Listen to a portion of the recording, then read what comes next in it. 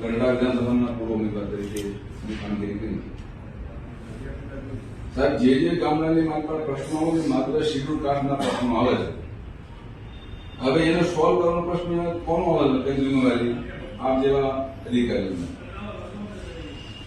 નાના માણસની વાતને માથે આપતો એક આંદોલનકારી હોય છે. જેમાં અસંખ્ય અરજીઓ અને આવેદનપત્રને આપી છે, છતાં એનું નિરાકરણ આવતું નથી. એનું કારણ કોણ? અધિકારી. શેડ્યુલ કાસ્ટમાં એસસી એસટી ઓબીસી માઇનોરિટી મોટા ભાગના 80% શિક્ષિતથી વંચિત. આપણે જાણો હવે જેની પાસે શિક્ષિત જે નથી એ સમાજમાંથી એક માણસ એવો આંદોલન ઉભો થાય છે કે તમને આખી વાતની ના રજૂઆત કરે. બોટાદના 52 ગામની માલમાં હજી સ્મશાન નિમ નથી થયા. સ્મશાન કે આ ગૌચર છે તો ગામના સરપંચને ખબર નહીં હોય, તલાટીને ખબર નહીં કે આ ગામની માલમાં સ્મશાન જે દલિત નું વસ્તુ. દલિત, આદિવાસી અને મુસ્લિમ કોઈ આ દેશના આતંકવાદી નથી. એને 800 વર્ષ રાજ કર્યું હતું. આદિવાસી કહેવાતા આ દેશના મૂળ નિવાસી છે.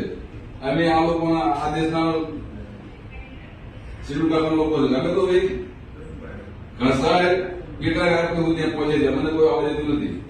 હાઈકોર્ટ સુપ્રીમ કોર્ટ નો આદેશ છે કે ભાઈ કોઈ પ્રતિનિધિ ચાલે નહીં. સરપંચ બેન હોય કે ના ઘરમાં આવીને આપણે પાસે મીટિંગમાં બેસતા હોય છે. આપણે જિલ્લા પંચાયત તમે જોઈ લો જેટલા જ ઉડાના પ્રતિનિધિ મહિલા એક પણ આવતી નથી. અને આવે તો ખાલી ફોટા ફરજ જઈ રહે છે. એવા વ્યક્તિને હલકી આપણને સ્વીકારવા ન જોઈએ. હકીકતમાં જે કોઈ ચૂંટાયેલો પ્રતિનિધિ હોય મતદાન, રક્તદાન, ભૂમિદાન, કન્યાદાન, અન્નદાન અને સૌથી મોટું હોય તો મતદાન છે. આ બધું આપી એમાં કોઈ જાતિ ભેદભાવ આવતો નથી. પંચાયતનો ચૂંટાયેલો પ્રતિનિધિ અહીંયા આવતું નથી. હવે બેનને કઈ આવડતું ન હોય તમારી પાસે આવીને ફોટા પણ ગયા જાય. અમારી વાત રજૂ કોણ કરે? મારા ગામનો પ્રશ્ન છે. અમારા ગામમાં ચૂંટણી આવે જ નહીં ક્યારે. પહેલી વખત ઓબીસી નામત આવી. અમારા ભાઈ ક્યાં ગયા? સરપંચ ગયા. તો બહુ ખુશીની વાત છે કે મારા દર્દની હોય ને દિલ્હીમાં તો મારા મોટા ભાઈ ખબર હોય દવા ક્યાં કરેલી. એને આઝાદી પછી 1981 સાલમાં પ્લોટ મળ્યા. તે પછી છેલ્લા 5 વર્ષ પછી 17 પ્લોટ મળ્યા. એ જમીનનો કબજો આજ સુધી 3 શતાબ્દી થઈ ગયા. એમને ગેરકાનૂની રીતે સસ્પેન્ડ કર્યા. હું લેવા કે શેડ્યુલ કાસ્ટમાં હતા. એ કબજો હજી આપના માધ્યમથી પણ આપણી પાસે હજી પડેલી છે. ખાલી નીકળાવી એટલે આ વસ્તુ જે રહી ને એ ન થવું પડે. કોઈ પણ ફરિયાદી આપણી પાસે આવતો હોય તો એની વાત ના સાંભળે તો આપણી પાસે પાવર છે. હું ગેડા બારવા મળ્યો તો જિલ્લા અધિકારી ભાવનગરના રોશનને એટલે ખુલ્લું કીધું કે તમને નો સાંભળતા તમે પોલીસ લઈને આવ્યા. એનો સાંભળતા એસઆઈ ઉતારો ને બધું આવે છે પણ તમે આનો ઉપયોગ નથી કરતા. એક ચોક્કસ કોમને ગુજરાતની મત પર આગળ જઈને કામ કરવું પડશે. આમાં લીપાપોતી કરવું નહીં. બોટાદના એક ત્રાટપોતી કરી કીધું કે મુજબ તમારી અરજી આવી. બહુ સમજાય જેવું છે. જેમ આખી અરજી આવી છે. અરજીની માનમાં એક મારું આધાર કાર્ડ સામેલ નથી. શું કરો તમે તમારા માણસો? એક 25 રૂપિયાનો ટપાલ લખી તમારી અરજીની માનમાં આધાર કાર્ડ ન હોવાના કારણે આપણી અરજી ફાઇલ કરવામાં આવે છે. ભાઈ એમાં નંબર લખ્યો તો ફોન કરો તો નંદીભાઈ કાઢ આવતો તમારું આધાર કાર્ડ લેતા આવજો. આ નથી કરતા. કારેણી ગામમાં 1982 માં જમીન આવી છે. વાલ્મીકી ને એમાં જૂની ભાષામાં ભાંગી લખ્યું છે. સુધીનું વાલ્મીકી જોતા એમાં ભરવાડ થઈ ગયું. કરવા વાળા કોણ? નાગરપંની માલપા જમીન આપી 2 ભાઈને અજામ છે બાબર. એક ના ખાતે જમીન રહી ગઈ અને એક ના ખાતામાં જમીન પોળીની એન્ટ્રી પડી. આવા તો બોગસ કામ બોટાદની માં બને. ગુજરાતમાં કેટલા થયેલા છે. ભાઈ આપની જો સારા અધિકારીઓ છે તો તમને ન્યાય મળશે. અને જે કોઈ માણસ તમારી પાસે આવતા એ માણસ કંટાળ્યો હોય ને ગામથી ત્યારે આપણી પાસે આવતો હોય બહુ મોટી આશા રાખતો હોય છે. એટલે આપણા પાસે આશા રાખી છે. આજે લોકો આવ્યા છે બધા પોતાના કામની વેદના લઈને આવ્યા છે. એને આપણા માધ્યમથી ન્યાય મળે એવું કામ કરશો એવી મારી આશા છે.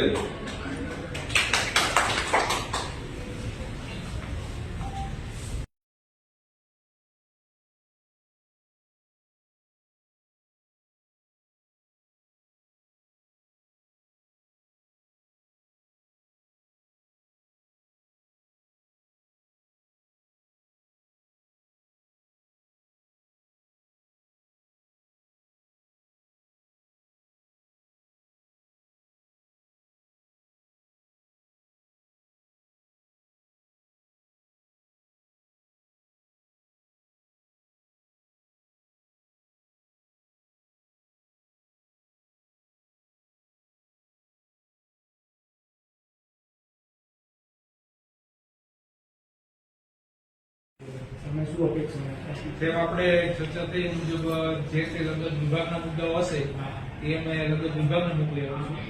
ગ્રામ પંચાયતને લગતા મુદ્દાઓ હશે એ ગ્રામ પંચાયતને જાણ કરી અને એની પાસેથી લેખિતના અહેવાલ માંગવામાં આવશે. અને હું એવી આશા રાખું કે આપ પણ 10-15 દિવસ પછી અનુકૂળ થાય જે લોકો આવી શકો એ આવજો, ત્યાં સુધીમાં આપણને લેખિત જવાબ મોકલી આવીશું. એક સાહેબ અમે પડદરી તાલુકામાં ભીમાણી સાહેબ હતા. બહુ પ્રશ્નો બહાર આવ્યા તો એવું નક્કી થયું કે સરપંચ, તલાટી અને અમારા ચેરમેનો સામે હાજર છે, જેથી કરીને જે ગેરસમજો સામાન્ય ઉભી થતી એનો નિકાલ તરફ થઈ શકે. અમે અમારી મિટિંગ ના હતી તો સુવિધા સરકાર છે, તો એવું પણ થઈ શકે તો એ પણ અપેક્ષા એટલી કે એક મિટિંગ બોલાવો અને આમને સામને શા માટે અનુસૂચિત જાતિના ઇસ્યુ આટલા બધા વધ્યા છે અને આ મુદ્દા ઉપર શા માટે બેદરકારી થઈ છે. તો એક વળકા ટીડીઓનો જે પત્ર છે એવી આશા રાખીએ કે વળકા ટીડીઓનો પત્ર પ્રમાણે તમે કરશો એવી આશા રાખીએ. લેખિત જવાબ એમને એક વાર લઈ ત્યારબાદ આપણે ચર્ચા માટે પણ એમને એક મિટિંગ આ આવેદન પત્રના અનુસંધાનમાં સાહેબ આવેદન પત્રના અનુસંધાને જે અહેવાલ લેખિત દરેક સરપંચ અને તલાટીને પત્ર કરશો તો દરેક દરેક સરપંચનો જે જવાબ આવશે એમ કહું છું. પત્ર તો હું લખી શકું, પત્ર લોકો પછી જે જવાબ આવશે એના અનુસંધાન ત્યારબાદ આપણે મિટિંગમાં આયોજન કરશું.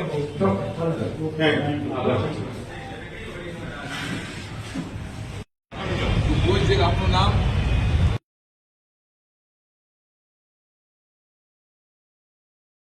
બળદેવી મકવાણા છે.